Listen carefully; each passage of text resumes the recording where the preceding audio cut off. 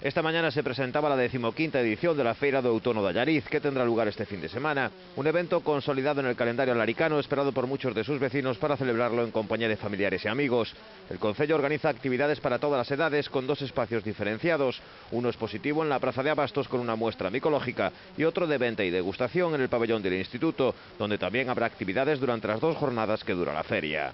O que nos caracteriza, esta feira e que nos diferencia de outras é que durante ese fin de semana en Allariz todo é outono. Hai outono para nenos, outono para adultos, outono para estudiantes, outono para etnógrafos, xente máis interesada nas tradicións, outono para aquelas persoas interesadas na gastronomía, e outono para aquelas persoas que están interesadas tamén en comercialización de produtos. Los menús de outono que ofrecen bares y restaurantes de la villa convierten esta feira de outono en una buena opción de visita durante el próximo fin de semana.